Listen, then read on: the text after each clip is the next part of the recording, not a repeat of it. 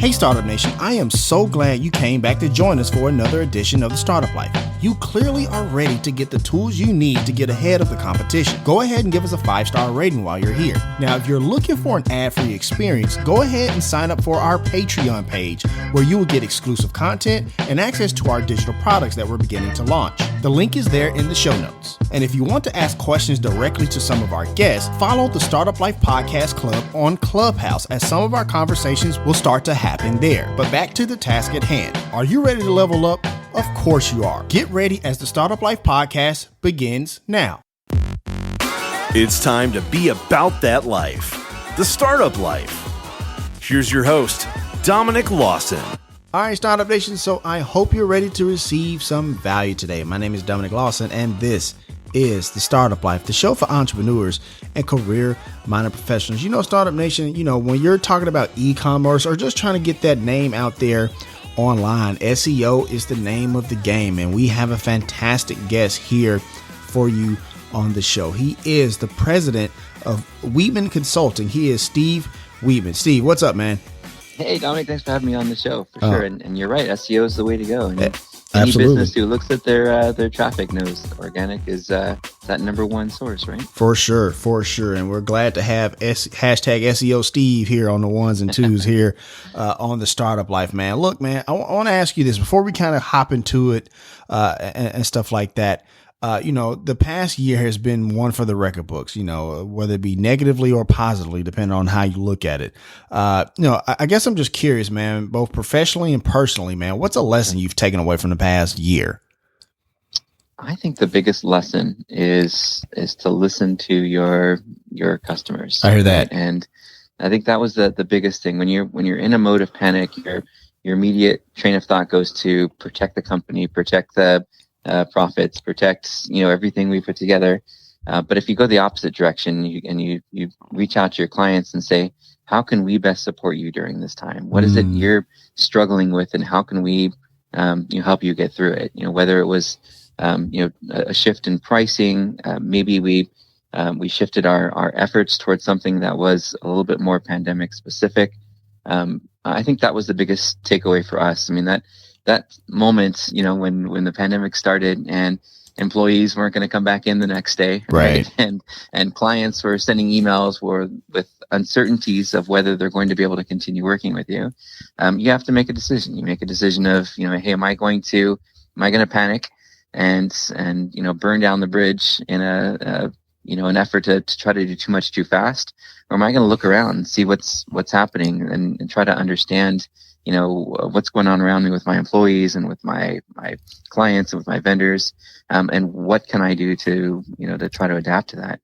With the employees, that was the first thing I wanted to make sure is that we had employee retention. Of course, that we kept everybody on staff as best we could. There were a lot of really scared people. I have one employee who hasn't even left his house since the pandemic started. Oh, wow. Us tech nerds are introverted, and he's right. He's the top of that chain.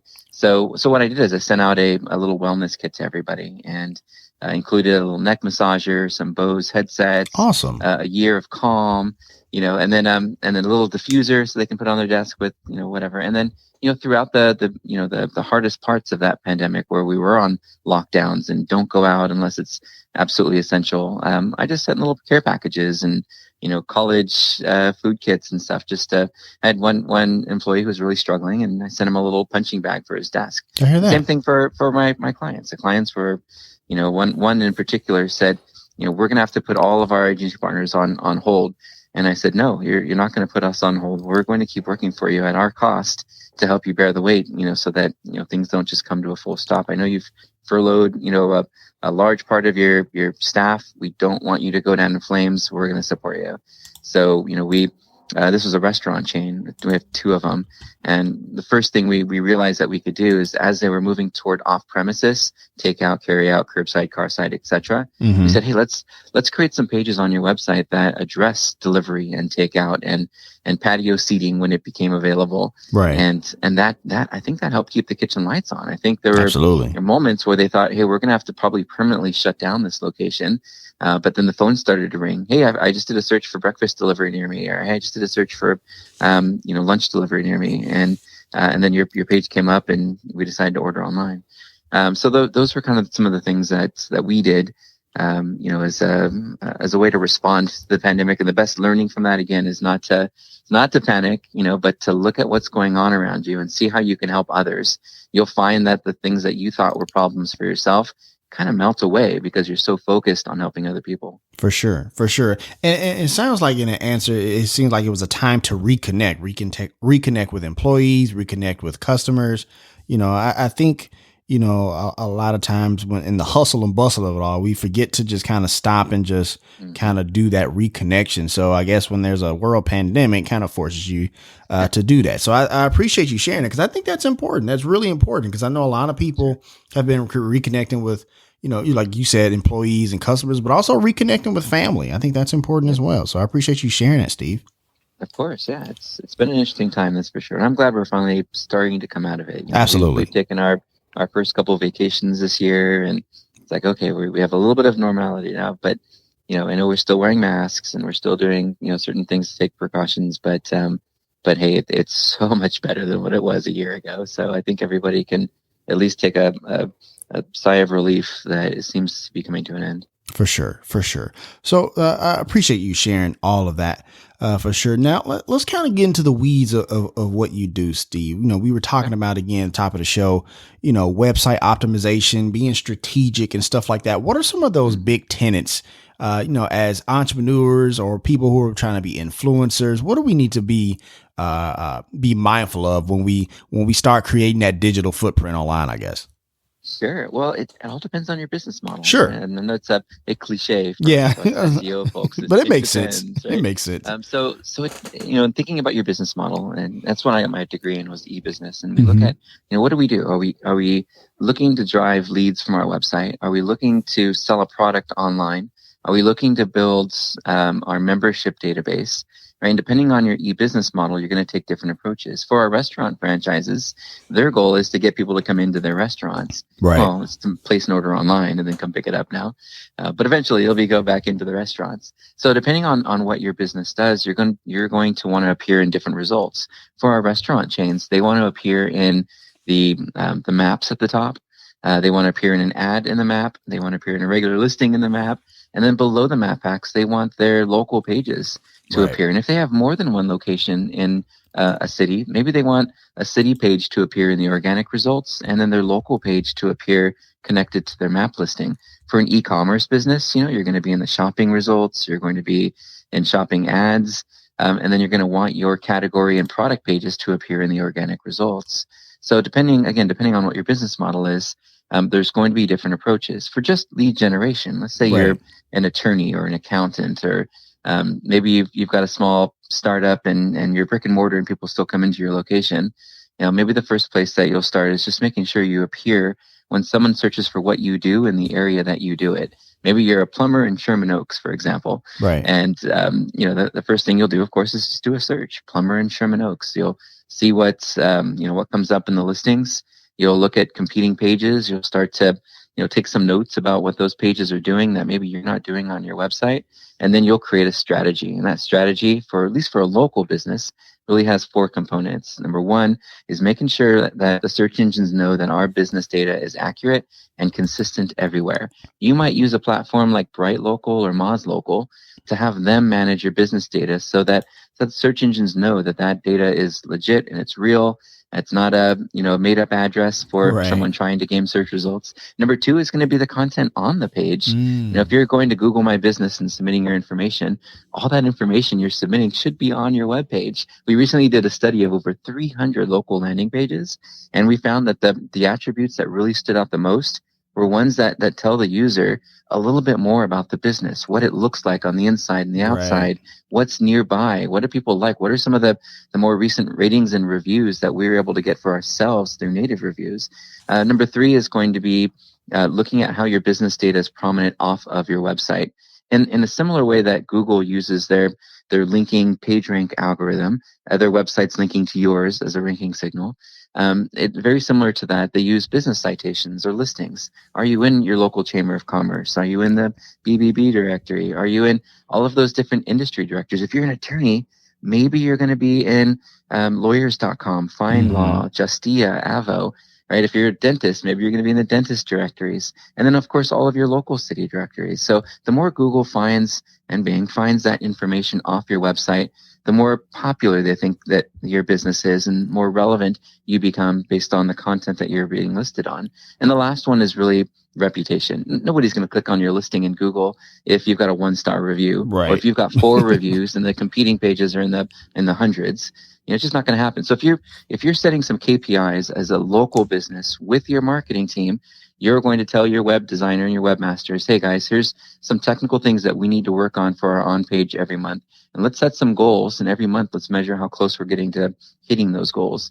You'll go to your webmaster, to your writing team, and you'll say, hey, writing team, here are all the pages that our competitors have around all the services that they offer. We have one page called services. Let's create some content. Right? And you'll sit down, you'll map out what that looks like, how it's organized, what words to use in the URL and the title that shows up in Google, in the headings and subheadings and so forth.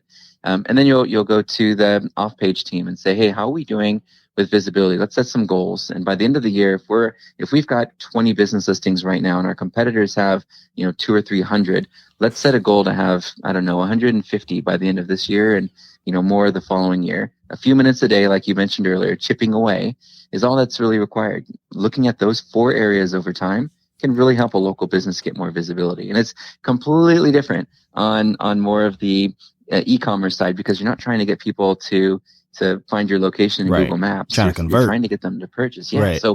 So we work with a brand that sells luxury watches, a consignment site for Rolexes.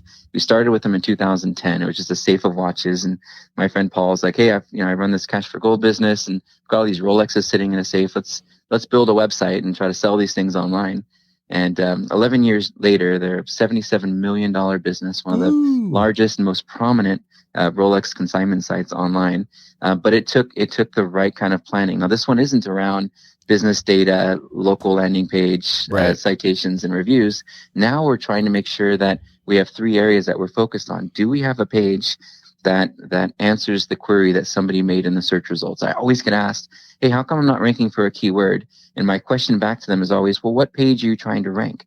And the business owner or the webmaster at that moment has that epiphany go off, oh my God, I need a page to address that search term. Because your homepage is really what shows up if somebody types in your company name or your brand name. If they type in what you do without using your company or brand name, then you should have a page that best satisfies that query. And your competitors sure do, right? So you could do a search for that service or that product and see, what competing pages come up to get a little bit of an idea of what to do. So that's number 1, is making sure that you've got a page that best satisfies that query. We'll call it, our relevancy signal. Number 2 is going to be what we mentioned earlier about Google using links and mentions of a brand to, sort of a qualifying scoring criteria. That Larry Page created this PageRank algorithm, way before Google even existed, right? And then eventually, Google became the search engine that used off-page signals to rank pages. Now, where I think there's a challenge with this one is that it's really about the quality of the page that's linking to you. Meaning, if you're saying, hey, I'm going to go out and get some links so I can rank better in search results, and you go to your cousins and your nephews and your friends, and you're like, hey, link to my website. Google's going to see those pages and go, what does this page have to do at all with this other page? And all these pages don't seem to have any links of their own. They're just kind of, random pages that are on the internet that aren't really providing value. So when you look at a link opportunity, you have to ask 3 things. 1, is this link likely to attract links of its own over time? Is this link likely to send quality referral traffic to my page? And then 3, maybe it doesn't meet those other criteria, but it's going to be seen by tens of thousands of people. Perhaps you're in Yahoo News or something. I would happily take a link in Yahoo News on a page that's less relevant about me to get that kind of brand exposure, right? So those are kind of the 3 criteria that I look at when you look at putting together a link strategy. Number 3 in that organic SEO strategy. 1 was relevancy. 2 is off-page visibility. 3 is going to be the actual search appearance. What does your listing look like in the search results? Because if it's boring and it just says keyword company name, maybe it's not going to be very compelling and no one's going to click on it. Right. So your goal is to get people to click on your listing and stay on your webpage. To do that, Google's offered all sorts of cool, rich information that you can provide. They use this thing called structured data. You can go to schema.org and find all sorts of different ways that you can mark up your information so that when users do see your listing in the search results, they see perhaps some star snippets below your listing. Maybe they see some frequently asked questions. If they're on mobile, maybe they see a really high definition thumbnail of an image or a video that you have on the page. Right. So if you get your listing to stand out, you'll get the clicks. And as long as your page satisfies what the user is looking for, regardless of accessibility issues, their internet connection, their browser, the device they happen to be on, as long as you've thought about all the different ways that someone's going to use that page and provided the best page, you should just over time continue to grow and grow and grow in results. So those two different areas of search, right? One is local with those 4 attributes I mentioned before, and one is organic, where we're paying attention to our specific page that we've optimized for the keyword we want to rank for. We're getting links to that page from other quality web pages off the website. And 3, we're continuously trying to optimize our appearance in the search results to affect user behavior signals. By doing those 3 things, content will get you to page 2, over 3 to 4 months, and the links will get you to page 1 at the bottom within, 6 to 12 months usually. And then after about a year, it's really just the search appearance and whether your page is solving, the end user's desire the most. That's going to help you to own that number 1 spot that you want in Google. For sure. Boy, I've been really just talking and talking and talking. I'm sorry, Dominic. Oh, no, you're totally fine, man. Look, man, we bring on the experts to the startup life to be experts. So no, that's totally fine. Startup Nation, that was a lot to unpack. So for my Patreon members, make sure you download the episode worksheet. There's a lot of key takeaways there to make you, write down some of that stuff that Steve just talked about and juxtapose that to and thinking about your business and stuff like that. So no, I appreciate that. I do have a follow-up though, because Sure. one of the things you talked about is that a lot of customers now like that behind the scenes type of stuff. Is that a new thing? Why is that so important? Because, a lot of times people are kind of afraid to, reveal the wizard, if you will. Why is that important these days? Google's got over 200 different ranking signals that Right. they pay attention to. And it's a little bit sad that agencies and freelancers aren't more transparent. They feel like that's their secret sauce. But, all the information is available online. A lot of it you can find through the Google Webmaster Help channel on YouTube. A lot of it's at web.dev. Google has just libraries of tips and information. There's even an SEO starter guide that they update frequently that gives you a lot of clues and hints on how to provide a better experience to potential visitors. Right. So I don't think there's a lot of secret information. I think Google could organize it a little bit better for webmasters as opposed to just putting a bunch of libraries and videos together. I think they really could create more of a roadmap for businesses. And I think that's what businesses pay for with agencies, is to get that roadmap, which is really just an organized way to take all the free information that Google already provides and create, an action plan and maybe a project management system and specific tasks that are based on those suggestions, that are free and live. So in terms of back-end code and things like that, it's a lot of it's just testing and seeing what works. Google wants to provide a great experience. Right. So if they're giving us ways that we can make our search results look more helpful and provide more helpful information, maybe they want to see pricing and inventory without having to click the page. And maybe they want to see a lot of information that they shouldn't have to click through to see. So Google offers those up so that we can provide a better search experience. And those webmasters that want to use it, it's great. Hopefully more people will click on their listing, they'll get more traffic, and they'll sell more products. Those that don't are probably still going to show up somewhere in the search results. They just won't receive as much traffic or get clicked on as much because they're not taking advantage of all those new features that they keep coming out with. For sure. So I want to ask you this because, I know a lot of brands, whether it be influencers or even companies, big box companies or whatever the case may be, physical companies or whatever the case may be, they're starting to use the power of podcasting, when it comes to being that outreach. I know a lot of, at first it was kind of like blogs and stuff like that, but now they're kind of switching to podcasts and stuff like that. How does SEO work into that regard? You have any commentary there? Yeah, well, there's two ways. Well, I guess three, I suppose. Sure. The first way of using podcasts from an SEO standpoint is more visibility of your brand and some of the words that you want to appear for. Right. Like when we talk about SEO and you've got the the snippet or description, and you mention my name in context to SEO. My name is an entity in Google's database. The more my entity is mentioned in correlation with those keywords, the more relevant I become to those keywords. That's number one. Number two is, of course, links, right? Sometimes, depending on how that podcast is used, sometimes it's syndicated, and those folks that will curate or take a syndication feed will put in their own context because they want their page to rank. And when they do that, sometimes they'll link back to the podcast producer and maybe even the guest's website. So we get some great links out of it as well.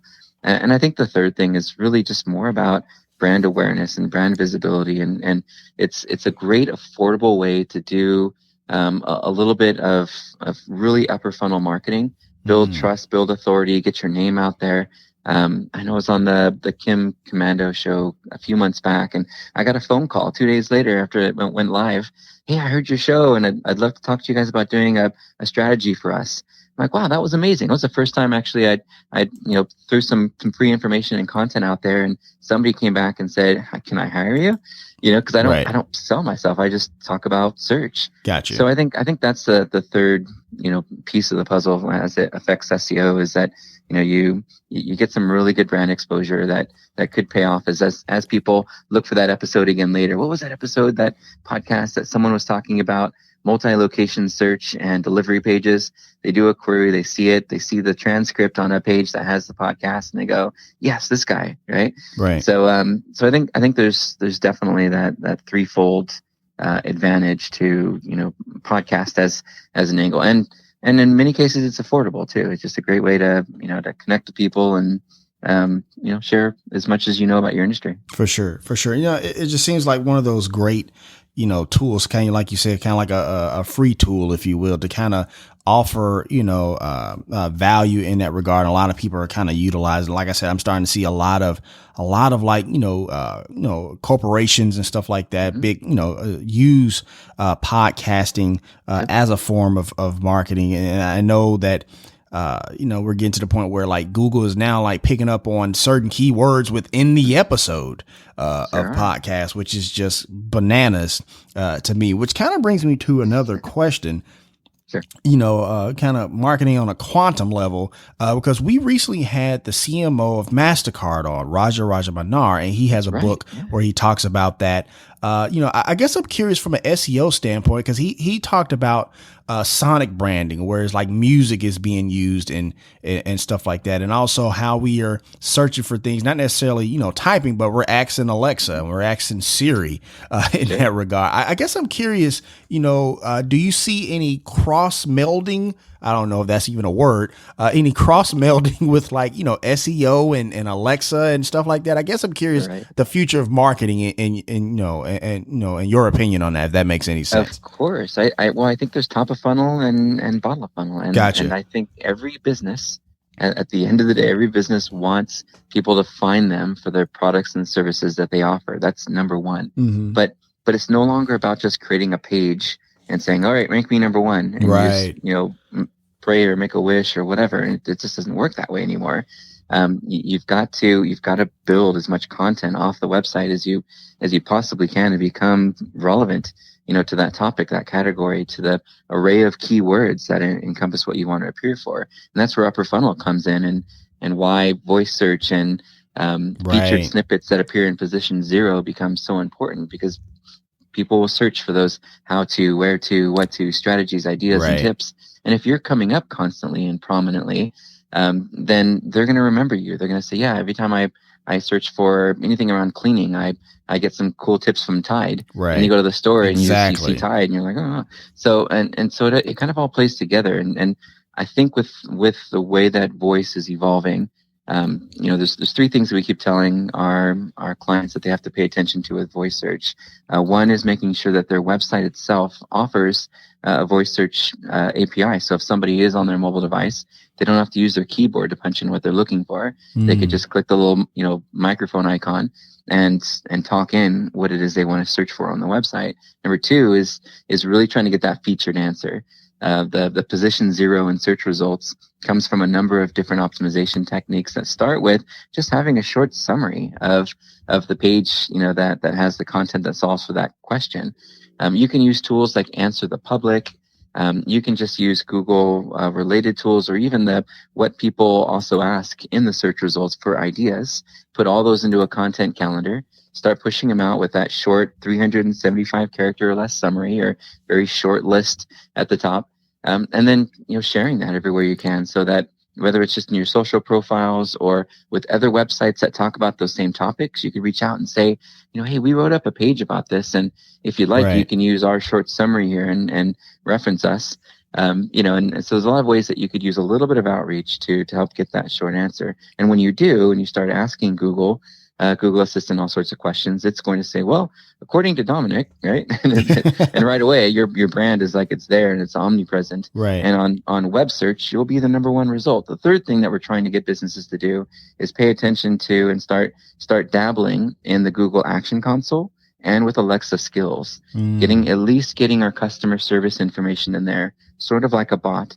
So as people start to learn to not just use the regular invocations for Google Assistant, but to use words like talk to, like when you ask Google, talk to Tide, talk to Volkswagen, talk to Applebee's, you get right into the content that was developed by the business, by the brand, and you can have an interactive conversation and even do e-commerce and book reservations and appointments through that voice assistant. So as consumers become more educated in how they can interact with their voice assistants, of which I think 180 a minute are being shipped across the world as we speak, as we start to learn how to interact with businesses through voice, businesses will be ready for it. They'll have experimented and tested and played with the different ways and different features that they can use within Alexa skills and within the Google Action Console. So yeah, I do think it's coming. Amazon has already made it clear that they believe in 5 to 10 years that we're going to start untethering ourselves from our phones, and we're going to be in more of a voice-assisted biometric environment. Maybe even laugh at ourselves walking around holding phones at some point. But until that happens, the segue to get there is to delegate to somebody on the team to spend a few minutes a week looking at those three different areas. Do we offer voice search on our website and provide a good experience? Do we have a program in play to make sure that when someone searches for anything, how to, where to, what to, etc., that we've got a page of content that solves for it with a short answer at the top, so that we get that featured answer? And do we have somebody who's getting in there and playing with the Action Console and skills? I think that's the takeaway. If I were to say what's happening with the future of search and how is the Internet of Things going to be affected by it. Sure. My cousin, by the way, he has a computer on his fridge. We were at his house in Florida 2 years ago. I'm like you're actually using the internet on your refrigerator. That's amazing. Right. So the internet's not just our phone and our laptop and our computer anymore. It's everywhere. Oh, absolutely. I mean, you talk about the Internet of Things. You talk about the refrigerator. You talk about getting into nanotechnology and healthcare. Like even so I was in the Army, and same here. I was Army infantry. I love mechanized in Fort Hood. Oh, nice. 88 Mike, truck driver. On. Yeah. Hey, man, thanks for serving. Oh, same to you, sir. Same to you, sir. Right. Tip of the hat to you as well. But I had a viral infection. Now I have like a ICD pacemaker situation. And like, I don't even go to the doctor to get it checked. Like I have this device. I hook it up to the Wi-Fi here and just send the data to the, to the office there. So you talk about the IoT Internet of Things. It's just amazing, man. My daughter had the same thing with a BPAP machine she was on a few years ago, and it goes right to the internet, and the doctor can see at any given moment what's going on. So yeah, technology is incredible. Who knows where we're going to be in 10 years, right? For sure. All right, Startup Nation, so we're going to go ahead and take a quick break. We got to pay some bills. Once again, my name is Dominic Lawson, and you're listening to The Startup Life.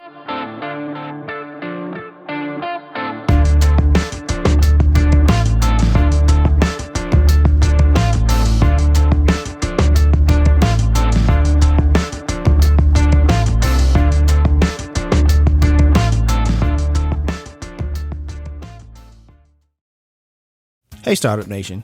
Imagine a job where you can work wherever you want, on whatever you want, from wherever you want. Hello to white sand beaches of Thailand or the comfort of your own couch. Oh, and most importantly, you're your own boss. Now, what if I told you that the dream job could become your reality? This is the life of a freelancer, and with some hard work and with the help of Hectic, it can be your life too. Hectic is an all-in-one business management software built specifically for freelancers who are just getting started or looking to take their freelance business to the next level. Hectic is everything a freelancer needs to get started, from an easy-to-use contracts and proposals builder to client management and project tracking to expenses and invoicing that features click-to-play technology that makes it quick and easy for freelancers to get paid. And we all want to get paid, Startup Nation. Built specifically for freelancers, Hectic is everything you need to get started. Visit gethecticapp.com/the startup life now to learn more and start for free. Yep. Adding your first client on the platform will always be free. And if you sign up through gethecticapp.com/the startup life, you'll be supporting me and this podcast, because who couldn't use a little support these days, Startup Nation? Visit gethecticapp.com/the startup life to find everything you need to start or grow your freelancing business today, and put those in-demand skills to good use in the way you've always dreamed of. The link is there in the show notes. All right, Startup Nation, welcome back as we continue our conversation with today's guest here on The Startup Life. So, once again, Startup Nation, we're talking to Steve Wiideman, the president of the Wiideman Consulting Group. And if you want to check out everything he has going on, make sure you go to wiideman.com. We have that link there in the show notes for easy access if you listen to the replay on the podcast. And also on that website, you will see the Digital Marketing Podcast, where he talks about all types of different things when it comes to marketing, SEO, and the like. Your latest episodes about outreach, email, copyright. I'm curious about that because I know copywriting. I don't know if you're familiar with Dan Locke, who's big on. Oh, he's amazing. I love his content. Yeah, he's dope. He's such a great guy. He's so dope. But he also talks about copyright, man. Kind of talk about copyright and why that's important. That's where he got started, I think, too, wasn't it? Copywriting. I believe so. Yeah, absolutely. But if you would just kind of give some commentary on copyright, because I think that's important. A lot of people try to skip over that part, but that part is key. Sure. Well, I think one of the challenges people do a lot of freestyle writing. They That's just true. say, okay, well, I need a page. I'm going to either take the shortcut and order some article from a text broker somewhere, or I'm just going to sit down and just start writing. And I think there's a massive gap in the amount of research required to make that page perform well, to have good narrative, to solve problems, to link to authoritative reference sites. When we're doing an SEO write-up, for example, we always try to reference at least 3 or 4 college pages on an EDU somewhere, and reference maybe 2 or 3 pages on a government website as references so that they trust the page. I think Google's calling them EAT signals now, right? Expertise, authority, trust. So we also do research to see what the competing pages have, that we might want to look at. We look at creating really unique, compelling, high definition media. When we were working with the attorney out in LA, we actually rented out the old museum courthouse in Fullerton, and we went down and we took a lot of custom pictures with some of the film students from Fullerton, just because we thought, hey, let's kick down some kids some experience and give them a little bit of money to help us out, create really good, unique content that's not stock images that are already in search engine databases. Let's create our own. Let's create a video for each page that that helps with authenticity, and here's who we are as a brand and how we help you and why you come to us, and some testimonials. I think when you're writing a page, depending on whether, of course, it's upper or lower funnel, doing the research to figure out what search terms to use and where, and using as much unique, compelling, helpful content. If you're doing a sales page, it's invoking sales principles, trust, reciprocity, urgency. If you're doing a informational page like the how-to, where-to, why, are we using derivative semantics and supportive FAQ on the page to provide more help beyond just that one answer? And are we using expert feedback? Are we interviewing experts in the industry so that we have that EAT signal going, and that potentially might ego bait the person who participated to share that content and help it get a little bit more exposure? So I think the big challenge there with copywriting is that A lot of cases it's rushed and it just does That's not true. provide the results you want. And all we're really doing is we're decreasing our overall website quality score over time, because Google's going to say, hey, you've got 1,000 pages on your website, 900 of which don't really get any traffic, aren't really mentioned or linked to or searched again for, that aren't really helpful to customers. And you've only got about 100 that are really helpful. So at a site level, I think your site's not very helpful.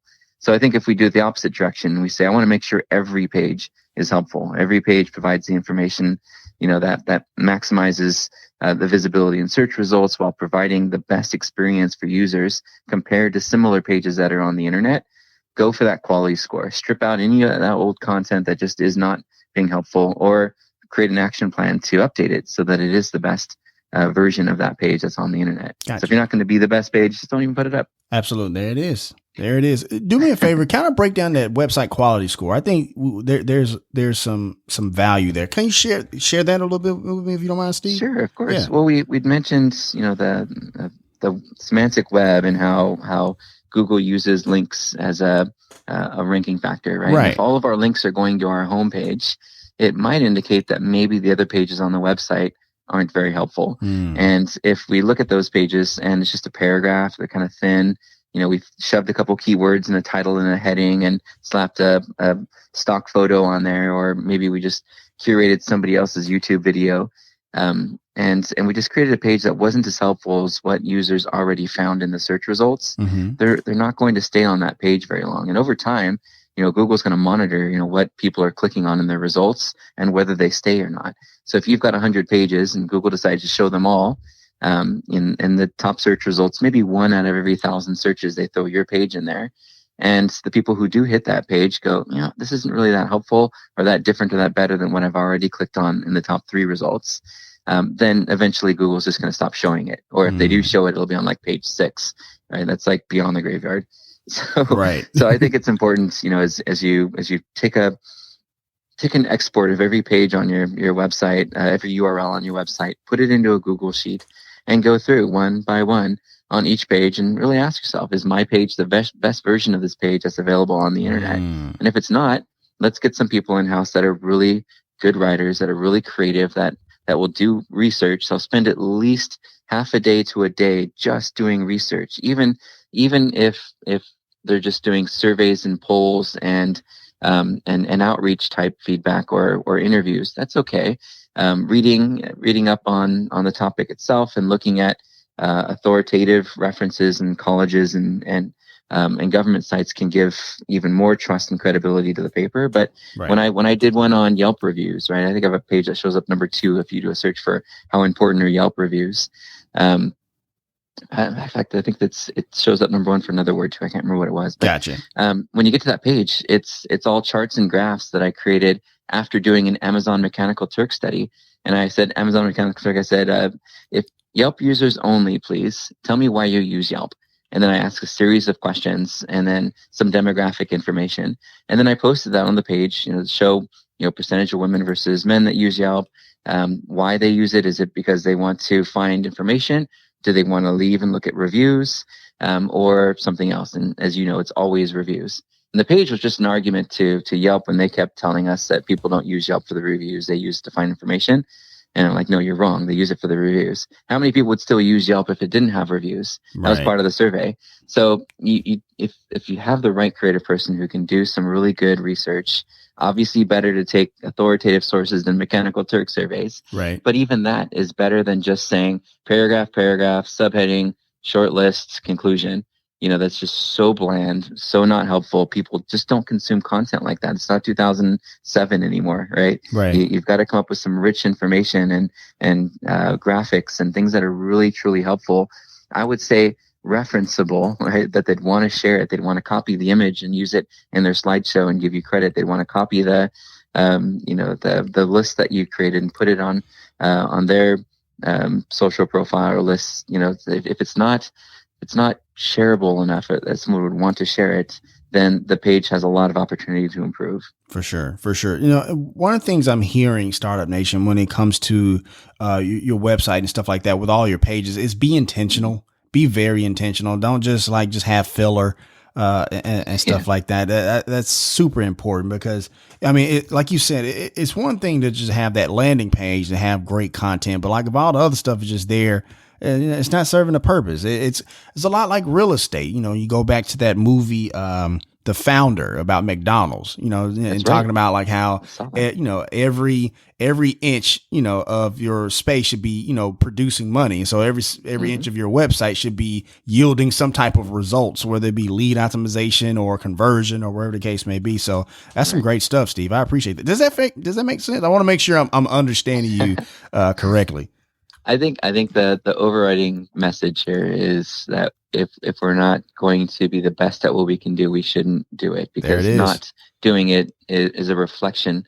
You know, when as a student, as I mentioned earlier, I'm teaching so many classes right now. I'm teaching a class at UC San Diego and 2 at Cal State Fullerton and 6 now at Fullerton College. And one of the things I notice now, you know, 2 years into this, almost 3 now, is that I can tell really quickly whether a student took the time and really learned the material, or whether they're just BSing their way through to create a paper to get a grade.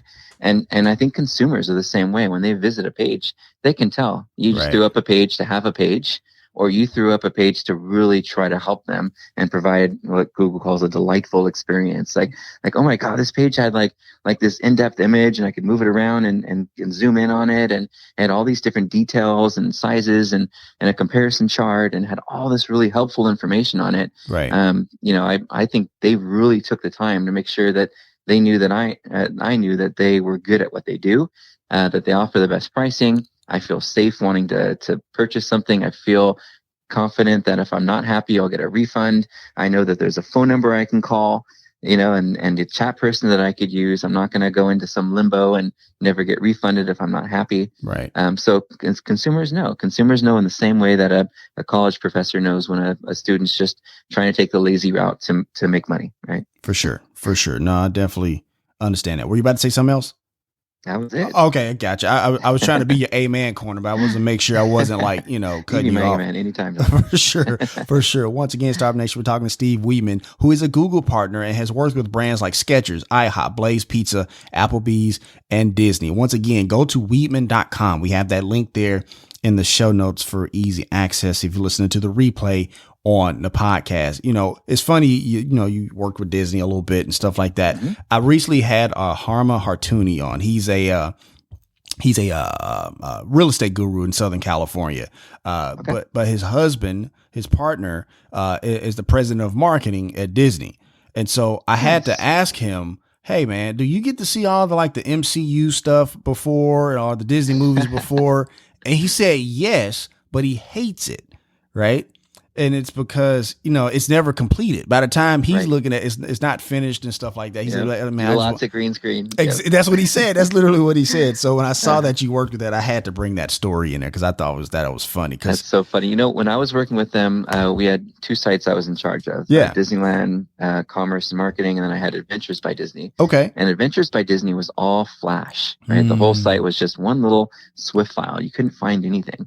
And I had to convince my boss, because I was the SEM account manager, not the SEO, right? I said, I got to convince my boss, we need to take this and put some words on it so Google can crawl and index pages on the site. He's like, well, I'm not confident that you know enough about SEO to do it. And I said, well, how do I earn your confidence? And he says, well, show me that you can rank for something. I'm like, well, I'm ranking for, at the time, Orange County SEO expert. He's like, nobody searches for that. So show me that you can show up for SEO expert, and we'll talk about you doing some SEO for Adventures by Disney. Gotcha. And so I created a page. I published it. I put a video on it. I did all this cool stuff for it. And then within about 3 months, I was on the first page of Google for SEO expert. And he's like, yeah, but you're not number 1. I'm like, are you kidding me? So I finally got to that top position. Right. We were able to turn the site into a hybrid of Flash at the top and context at the bottom. And I held that position for the keyword SEO expert for over 12 years until I realized it was that position that was causing me to not be able to get speaking gigs at conferences. Interesting. It was causing my peers to not like me and not want to have anything to do with me. They thought it was bragging that I was number 1 for that. And so when I got rid of that page, it changed my whole career. Like, I know I'm not making the same amount in terms of leads and so forth that I was when I ranked for that keyword, but the friends and the community and the people that I get to talk to and work with and ask advice from is so much better than just being number one for a keyword. But I don't know. So that's just a little fun story with Disney and kind of how I evolved to, kind of being where I am today. No, I appreciate that. But it speaks to something we were talking about earlier, kind of like that connection, if you will. We were talking about reconnection earlier, but that connection, like, the organic connection with, people and stuff like that. So I get it. I definitely get it. So I got to ask you, man, as we kind of wrap up our conversation, I appreciate your time and stuff like that, man. I see, if you want to go and check out, Startup Nation, Steve, personally, go to his LinkedIn page. We have that link in the show notes, and in it, you'll see speaker and you also see nerd. So I got to ask you a question, man. Sure. Best Saturday morning cartoon growing up is what? Oh, I don't know. Probably He-Man. He-Man? Okay. Yeah. Gotcha. No, that one or Voltron. Voltron. Yeah, I think it was Voltron. Gotcha. For sure. Gotcha. Yeah, He-Man's number 2. Absolutely. That's number 2. Had to get that question in there. For sure, man. And it is also a way to remind everybody just how old I am. Because no one's like, Voltron? What is this? What is he speaking? What language is this? And, right. Right. Voltron was cool though. I liked Voltron. Yep. Definitely loved He-Man. Me and my mom, we used to go to this thrift store here in Memphis, Tennessee, or whatever. That's where we are. That's where I was born and raised, stuff like that. And so when we used to go to this thrift store, and this He-Man sword was like there, right? It's like, oh man, I need some money to buy that thing, right? And she's like, well, do this, do that, chores and stuff like that. Do this, do that. And like, all right, cool. So I bust my tail, got enough money. I mean, obviously it was only like, I think like in retrospect, like $5, but to, you're to a 3-year-old, it's everything, right? Yeah, exactly. But bust my tail, this, that, and the other, and then get the money, get there, somebody already bought it. It's like, man, come on. That sucks. To have to go through all that, right? And it's gone. Right. So yeah, they still had My Little Pony though. So we have a bucket of those in the garage with my kids. So I got 2 girls. So gotcha. I don't know why they're saving them. Oh, it'll be worth something someday. No, just give them to somebody. Right. Got a few rainbow dashes in there, I guess, huh? So definitely, for sure. But look, man, like I said, thank you so much for your time. Thank you so much for coming on the show, providing great value. Again, Startup Nation, for my Patreon members, make sure you download that episode worksheet. There's a lot of content to unpack. So jot down some notes and make sure you use those notes and move forward within your business and put some of this stuff to use, man. There's some great content we got from Steve. Again, that's for my Patreon members. Make sure you download that episode worksheet. And if you're not a Patreon member, go ahead and click that link in the show notes for easy access, man. So look, man, if you would, I'm gonna pass the microphone over to you. If you just would leave us some words of encouragement to take us out for today, man, I would appreciate it. Absolutely. I think the first thing anyone wants to do as you're an entrepreneur and thinking about showing up more in search results, is talk to somebody who's seasoned, who's been in there for a while. Send me a note, even on LinkedIn or somewhere, and say, this is a page I'm trying to rank and I can't figure out why it's not ranking. Myself and other SEOs will help you for free right away because they love what they do if they're passionate about it. So send me that URL. I'm here for you. I have a free masterclass as well. We have a little site we put together called Academy of Search. You can take this free masterclass, about 3.5 hours long, a little certificate, and it'll walk you through everything, the history of search and technical SEO things to give to your webmaster, content that you need to put on your website, and links that you can get to, improve your visibility and your rankings. So start with a masterclass, talk to someone, who's got some experience in search if you need help, and, we're here for you. I hear that. Thank you so much. What's the, how do we get to that masterclass, Steve? It's called Academy of Search. academyofsearch.com. Okay, we'll put that link. That link is there in the show notes, Startup Nation, for easy access. Thank you so much, Steve, for sure. Thanks, Dominic. No worries. And that's going to wrap up this session of the Startup Life. I want to once again thank Steve Wiideman for coming on the show. Thank you so much, boss. Thanks, man. No worries. And as always, Startup Nation, if you have an idea, be about that life, the Startup Life. If you want to let us know what you think about the show, have an idea for a show topic, or would like to advertise on a show, send us a message. Our contact information is there in the show notes, or feel free to reach out to us on Twitter, Facebook, or Instagram. Go ahead and follow us while you're at it. Follow us on Apple Podcasts, Spotify, Podcast One, or wherever you listen to your favorite podcasts, and be sure to hit us with that 5-star rating. We would really appreciate that. Be sure to check out the show's website and its startup blog, where either I or some of the world's best business minds share content that will give you the edge you need in your journey, whether that's the path of entrepreneurship or climbing the corporate ladder. Subscribe to our Patreon to listen to ad-free episodes, exclusive content, and digital products that we are beginning to offer. And if you want to be part of the conversation, join the Startup Life podcast on Clubhouse to have the ability to talk directly to some of our guests. And as always, Startup Nation, if you have an idea, be about that life, the Startup Life.